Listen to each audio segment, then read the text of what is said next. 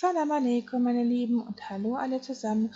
Heute gibt es wieder etwas ganz Besonderes auf unserem Speiseplan. Und zwar kochen wir heute ein arabisches Festtagsreisgericht, das sogenannte Kapsel. Und ich zeige euch heute, wie ich dieses Kapsel-Reisgericht koche. Jeder macht das so ein bisschen anders. Ja, und ich möchte euch heute zeigen, dass das gar nicht so schwer ist, dass das eigentlich jeder nachmachen kann. Ich zeige euch das heute in vereinfachter Form. Und zwar fangen wir damit an, zuallererst mal 100 Gramm Mandeln in etwas Wasser einzuweichen und dieses Wasser mit den Mandeln zusammen in der Mikrowelle für etwa 2 bis 3 Minuten lang zu erhitzen. Das Wasser sollte richtig heiß sein, wenn man den Finger reintunkt. Ja, und wir lassen die Mandeln jetzt 10 Minuten in diesem heißen Wasser stehen und dann fangen wir auch an, sie zu schälen. Und das geht dann richtig einfach und schnell, indem man die Schale einfach so abflutscht von den Mandeln. Das geht, wie gesagt, ganz einfach, nachdem sie 10 Minuten in diesem heißen Wasser eingeweicht wurden. Diese Mandeln werden wir später zusammen mit den Rosinen zusammen rösten und dann als Dekoration über den fertig gekochten Reis geben. Wir bereiten die jetzt einfach schon mal vor, indem wir sie einfach in eine Schüssel geben, dazu ebenso viele Rosinen hinzugeben und dann diese Schüssel zur Seite stellen. Die brauchen wir, wie gesagt, später. Gutes Kochmanagement verlangt eben, dass man alles Schritt für Schritt und rechtzeitig vorbereitet. Jetzt werden wir 4 kleine bis mittelgroße Zwiebeln schälen und dann in kleine Würfel hacken und sie alle schon mal in den großen Topf geben, den wir dann zum Reiskochen nutzen werden. Wir brauchen dazu einen relativ großen, relativ flachen Topf.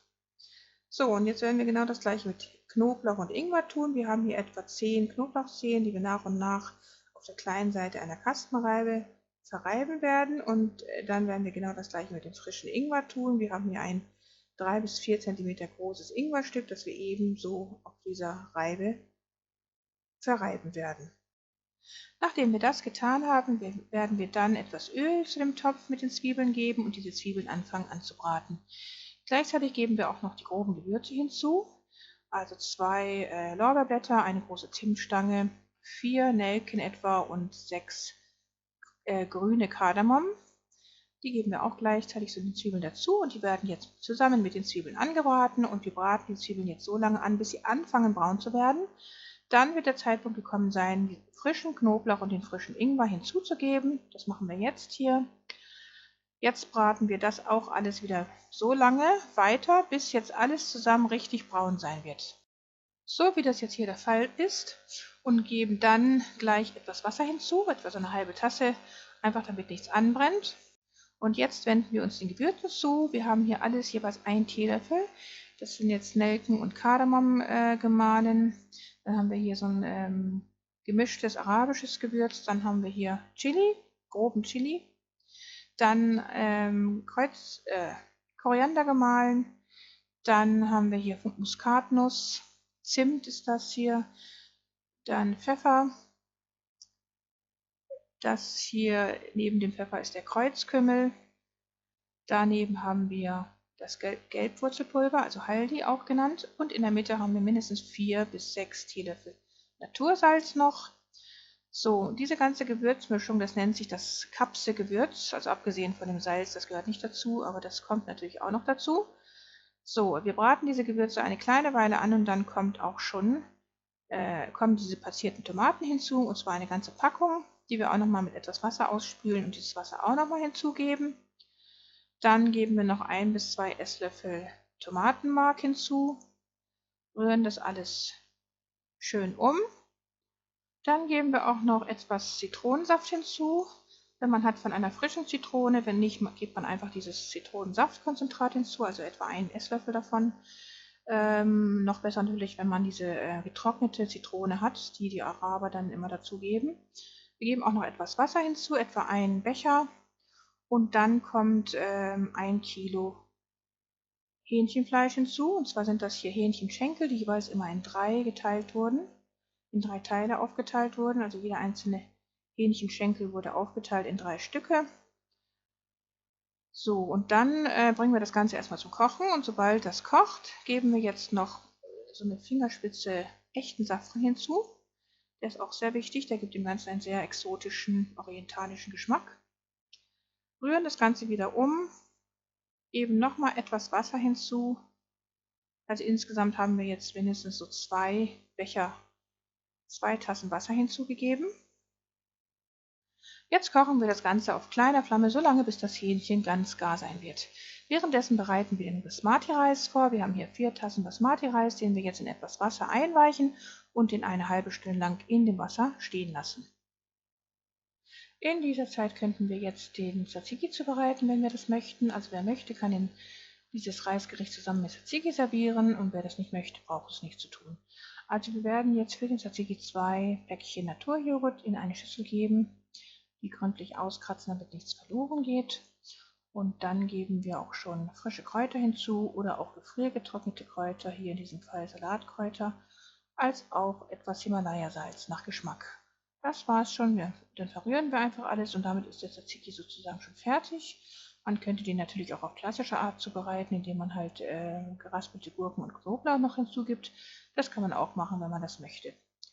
So, und mittlerweile ist jetzt das Fleisch gar. Es ist richtig schön weich gekocht und damit ist es fertig.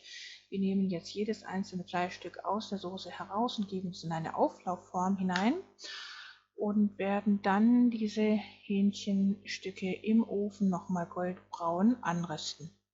Dazu müssen wir sie aber unbedingt vorher nochmal mit etwas Öl bestreichen, damit sie nicht zu sehr austrocknen im Ofen. So sieht das Hähnchen jetzt schon aus, nachdem es gekocht wurde. Es hat schon jetzt eine sehr schöne Farbe von der Soße bekommen. Nachdem wir es also mit Öl bestrichen haben, geben wir es jetzt nochmal in den Ofen bei Mittelstufe und lassen es etwas goldbraun anrösten. So, und währenddessen werden wir jetzt die Soße für den Reis vorbereiten, indem wir nochmal 2 Tassen Wasser hinzugeben. Denn insgesamt brauchen wir ja 6 Tassen Flüssigkeit bei 4 Tassen Reis. Und da wir zusammen mit den passierten Tomaten schon etwa 4 Tassen Flüssigkeit hatten, mussten wir jetzt nur noch 2 Tassen Wasser hinzugeben. Gleichzeitig geben wir auch etwa 7 gestückelte Karotten hinzu. Man könnte sie theoretisch auch raspeln, aber sehr viel schöner und besser schmeckt es, wenn die Karotten gestüftelt werden, wie wir gerade gesehen haben. So, und sobald das Wasser kocht, werden wir dann den gewaschenen und abgetropften Basmati-Reis hinzugeben, der vorher eine halbe Stunde lang eingeweicht wurde. So, und dann rühren wir alles nochmal um, bringen das Ganze zum Kochen und sobald die ganze Flüssigkeit kocht, werden wir die Flamme klein drehen und den Reis zugedeckt so lange kochen lassen, bis alles Wasser aufgesogen ist. Wir werden zwischendurch auch nochmal die groben Gewürze natürlich rausholen, wie wir das jetzt hier tun, denn die groben Gewürze wollen wir ja nicht mitessen, die sind ja nur für das Aroma gedacht. Deswegen fischen wir die jetzt noch mal raus. Schauen, dass wir nichts davon vergessen. Dann geben wir den Deckel wieder drauf und lassen den Reis jetzt fertig kochen. So, währenddessen werden wir jetzt die Mandeln und die Rosinen in der Pfanne anrösten. Und zwar werden sie goldbraun angeröstet, bis sie dann so aussehen wie hier. Die Mandeln sind schon fast goldbraun fertig angeröstet. Die Rosinen sind auch schon schön aufgeblasen. Und dann geben wir sie in eine Schüssel und stellen sie jetzt zur Seite, denn der Reis ist bald fertig und dann können wir diese Mischung als Dekoration benutzen. Das Hähnchen ist jetzt auch schon fertig, das ist schön goldbraun angeröstet. Wir haben das zwischendurch nochmal umgedreht, dass es von beiden Seiten schön goldbraun anröstet und so sieht es jetzt aus. Ja, und jetzt ist der Reis auch schon fertig und wir können den Reis jetzt schon auf einen großen Teller geben und dann mit den Hähnchenstücken verzieren. Diese Menge Reis reicht übrigens für mindestens 6 bis 8 Personen. So, wir werden jetzt dieses lecker geröstete Hähnchenfleisch auf diesem Reis dekorativ anordnen, so wie wir das jetzt hier sehen. Und dann letztendlich noch mit den gerösteten Mandeln und den gerösteten Rosinen zum Abschluss dekorieren, so wie wir das jetzt hier sehen.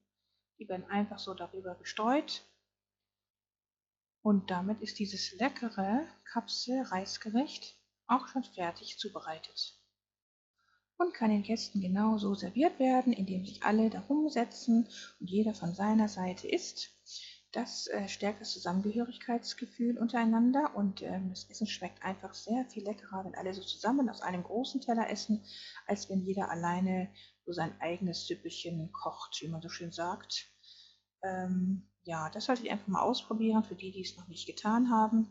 Dann wünsche ich guten Appetit und viel Erfolg beim Nachkochen und ich freue mich auf ein Feedback von euch und auf einen Daumen hoch und wenn ihr mich abonnieren könntet.